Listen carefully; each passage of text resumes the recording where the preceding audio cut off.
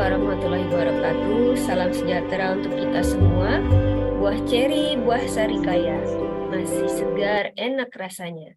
Nama saya Rinato Fiska. Salam kenal Ibu Bapak semua. Saya sarjana Teknik Kimia, Magister Ilmu Lingkungan. Pada kesempatan ini, mohon izin saya memaparkan visi dan misi saya sebagai dosen serta rencana pembelajaran semester pada mata kuliah di Ampul di program Studi Teknik Kimia Universitas Jayabaya. Adapun visi saya sebagai dosen yaitu menghasilkan sumber daya manusia yang mempunyai daya saing secara nasional maupun internasional. Sedangkan misi saya melaksanakan tridharma perguruan tinggi dengan baik, dengan melakukan pengajaran yang efektif, mengedepankan nilai-nilai moral dalam proses belajar mengajar, melaksanakan kegiatan penelitian sesuai dengan roadmap penelitian saya, melaksanakan kegiatan pengabdian masyarakat secara mandiri maupun kerjasama di tingkat lokal maupun nasional, dan menyebarluaskan hasil penelitian saya dalam artikel jurnal nasional dan internasional.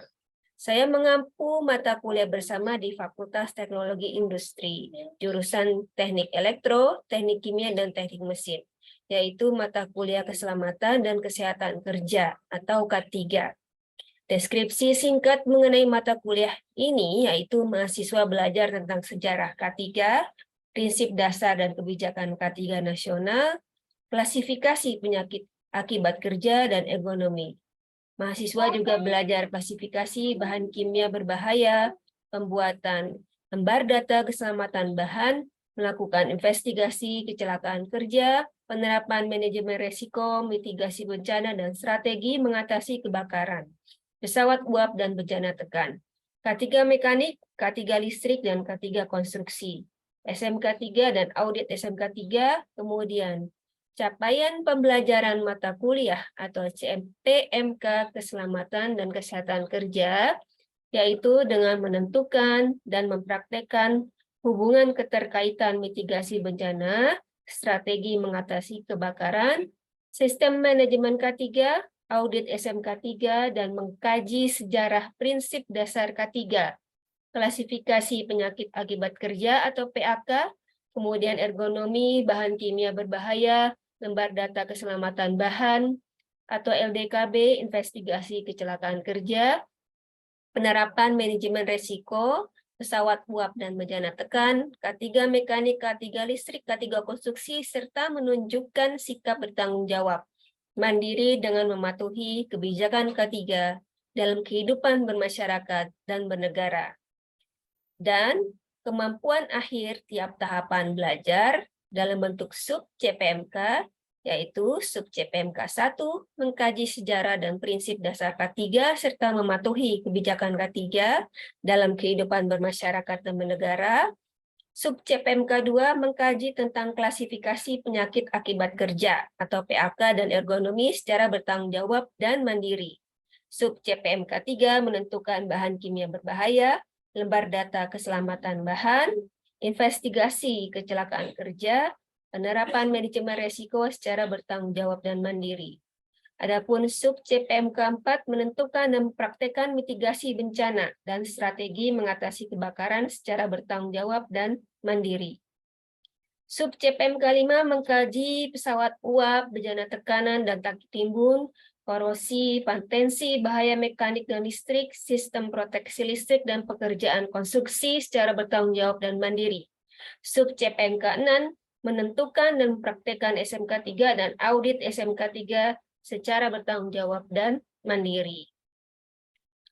Adapun metode pelajaran yang saya terapkan pada anak mahasiswa yaitu metode pembelajaran berbasis masalah atau problem-based learning, yang merupakan pendekatan pembelajaran mahasiswa pada masalah autentik.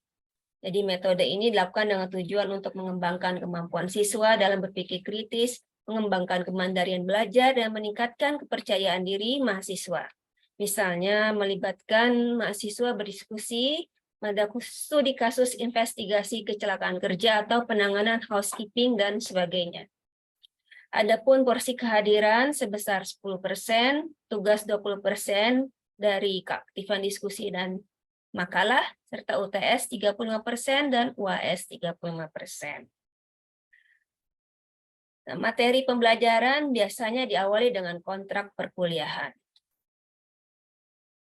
Di pertemuan pertama. Dan saya juga menjelaskan kepada anak-anak kemampuan akhir tiap tahapan belajar atau sub-CMPMK, kemudian ada penilaian berdasarkan indikator dan kriteria dan teknik, lalu bentuk pelajaran, ya, metode pembelajaran dan program mahasiswa. Dalam bentuk penugasan, serta materi pembelajaran dan bobot penilaian. Adapun referensinya sebagai pustaka utama yaitu dari Direktorat Pengawasan Norma Keselamatan dan Kesehatan Kerja, yaitu Direktorat Jenderal Pembinaan Pengawasan Ketenagakerjaan dan K3 Kementerian Ketenagakerjaan Republik Indonesia. Bukunya dengan judul Pembinaan Ahli Keselamatan dan Kesehatan Kerja Umum atau AK3U. Kemudian Field and Safety Manual dari Occupational Safety and Health Administration, Washington. Lalu Sistem Manajemen Keselamatan dan Kesehatan Kerja oleh Ramli, penerbit Dian Rakyat. Sebagai penutup, ayo kita menjaga badan dengan berolahraga. Undur diri saya ucapkan untuk ibu bapak semua.